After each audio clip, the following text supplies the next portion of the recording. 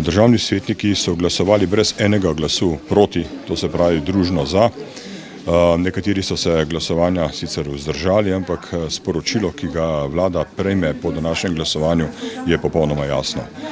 Takšen proračun pa takšno usklajevanje pokojnin ni v interesu slovenskega naroda, slovenskih ljudi.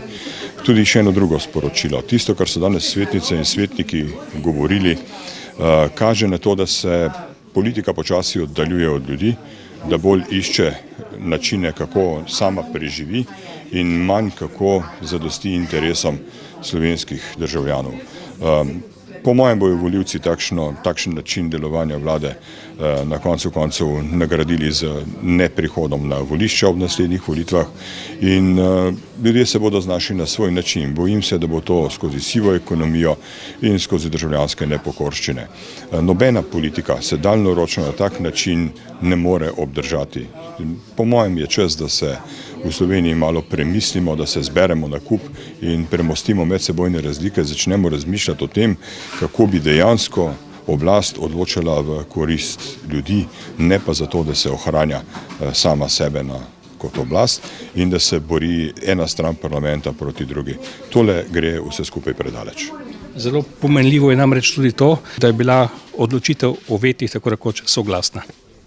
Nihče ni glasoval proti. To pomeni, da tudi tisti, ki so imeli zadržke zaradi svoje strankarske oziroma ideološke pripadnosti, ne morejo mimo dejstva, da to, kar je sedaj predlagano in sprejeto kot proračun in kot delitev drobtinic za tiste, ki največ potrebujejo, ni dobro. Jaz verjamem, da je vlada seveda sposobna zbrati dovolj glasov v državnem zboru in povoziti to odločitev državnega sveta. Upam pa, da je tudi dovolj modra, da bo dojela, da tale odločitev državnega sveta jasno kaže na to, kakšno je zadovoljstvo ljudi s takšnimi odločitvami in kaj se bo dogajalo v prihodnje. Torej, predlog je bil logično nadaljevanje stališča in opozoril v zvezi z sprejemanjem proračunov za leti 2020 in 2021 in zakon o izvrševanju teh proračunov, ker tako kot je bilo sprejeto v državnem zboru, kljub opozorilom državnega sveta, interesne skupine lokalnih interesov, združenj občin, to ne zagotavlja ustreznega delovanja občin in predstavlja seveda nadaljevanje problematike nadaljnega razvoja občin, praktično vseh občin v Sloveniji.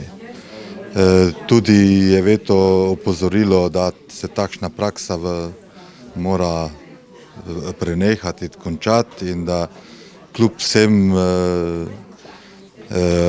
argumentom, ki jih pač postavljajo vlada v zvezi z to problematiko, tako o fiskalnem pravilu kot o razvojni naravnanosti proračunov takšni, kot so bili sprejeti, to za področje občin pravzaprav ni argument oziroma opravičljiv razlog. Tako kot so sprejeti, seveda ta razvojna naravnanost do občin niti približno ne seže, celo nasprotno najeda lastna finančna sredstva iz lastnih virov, ki jih morajo občine za zagotavljanje zakonskih nalog trošiti seveda na račun razvoja in sem vesel, da je tudi državni svet kot celota ponovno, to je bila praksa tudi že v prejšnjih letih, to spoznal in z vetom, ki je bil sprejet brez glasu proti, tudi opozoril in s tem omogočil ponovni premislek o načinu sprejemanja, pa tudi o samem konkretnih aktih, ki so za občine škodljivi. Ja, skupina državnih svetnikov, kot jaz prvo podpisani, smo vložili veto na zakon o ukrepih na področju plač in drugih stroškov dela v javnem sektorju za leti 2020 in 2021 in uskladitvi pokojnin. To se pravi iz razloga zakona, ki v točki 6 določa uskladitev pokojnin v procentualnem namesto v nominalnem znesku, pač v nominalnem namesto v procentualnem znesku. Krovni zakon o pokojninskem in invalidskem zavarovanju predvideva dvigovanje pokojnin v procentualnem znesku in s tem zakonom so praktično izničili ta del zakona, s čimer se pa mi ne strinjamo. Gre za uravnilovko in sicer gre za to, da se 1% uskladitev, ki se predvideva, sedaj razdeli tako, da vsem upokojencem pripada isti znesek in sicer 6,5 evra. To se pravi povprečna pokojnina, 1% je 6,5 evra. Zdaj, če bi to sprejeli kot tako, kot je predlagano, bi s tem soglašali tudi nekako na izenačitev pokojnin, ne glede na vplačane anuitete za časa zaposlitve.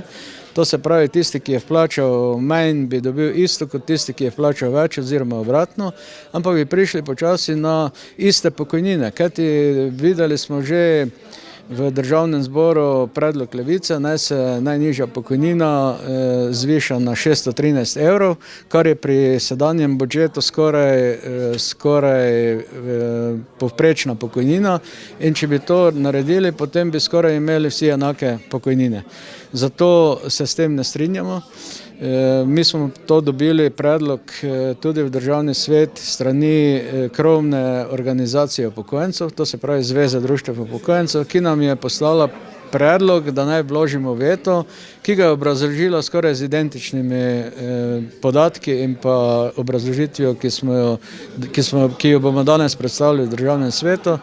In prej smo bili na Komisiji za finance, obrt, turizem in gospodarstvo in smo enotno je bil veto tudi, ki je predlagan, potrjen, kot da mislim, da se komisija z njim strinja.